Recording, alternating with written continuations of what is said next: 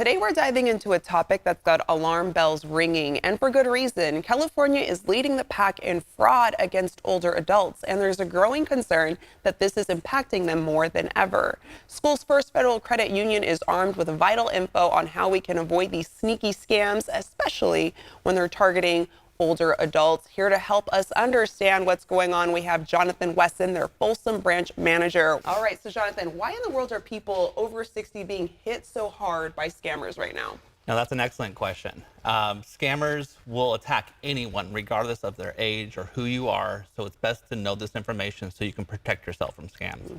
However, when it comes to adults over the age of 60, they are big targets to scammers because they prey on their kindness and their financial assets. Typically in these situations, they use fear and urgency to con adults out of their personal information and their money when they use really creative and sophisticated tactics. Yeah, we want to help avoid that happening. So what exactly are we talking about here? Tell us the ins and outs so we can warn those that we know. Absolutely. So there's about 5 top scams that are used against adults. And the first one is the government or the official impersonator scam. In this scam, the scammer poses as an official from the government, say the IRS, or they'll impersonate an official from, like, say, your utility company. In both examples, when they reach out with this urgency that you have to pay this fee now, otherwise you're going to suffer a negative ramification. Next, we have the big tech scam. So in this one, they pose as like a tech representative here that they've identified that there's a virus on your computer or something along those lines, and they're here to help fix it for you, but you have to pay them a fee first. Or they'll ask you for remote access to your computer so they can fix it for you from the convenience of your home, giving up that personal information right there on the computer. Next, we have the romance scam. And this one, they're really preying on your desire for that companionship. They use sites, social media sites or dating sites in order to kind of establish that relationship. Once the relationship's established, they'll start asking for money for travel expenses or other expenses. Then you have the lottery, charity, or sweepstakes scam. And in this scam, they pose as a representative of an organization asking you to donate money to their so-called charity. Or they're notifying that you just won all this money in a sweepstakes or a lottery, but before you can receive that money, you're going to have to pay them a large fee. Right? And then lastly, there's the grandparent scam.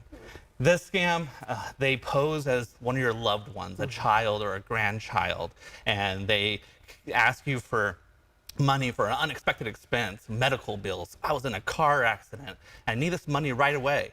And they'll urge you not to tell anyone else in your family about the situation, which is a huge red flag for any scam. And it's unfortunate that there's so many. I mean, you went through a list of them that are targeting people. You mentioned the grandparent scam. I had a friend that happened to. They had someone call their grandma, and they kind of fished and waited until she said the grandson's name, and then they played off of that. So kind of really having to be cautious, and we're talking about it now, so it's good that we're having these conversations. What is the most common way that scammers reach out to their victims? They will stop at nothing. Any method that works, they will take advantage of. So they use the phone, they use the text message, they use email. They'll even show up at your door, pretending to be someone that they're not.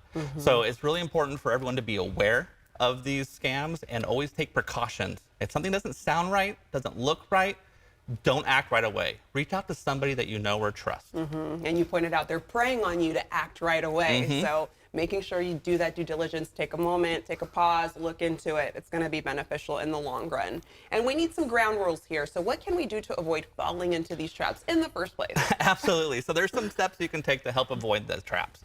First, never give out any of your personal information to anyone by phone, text, or email if you didn't initiate the contact, right?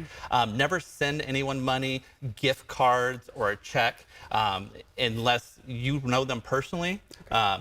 Or if you initiated the contact to begin with. And then never give someone else remote access to your computer or your mobile devices so they can pull that information from you.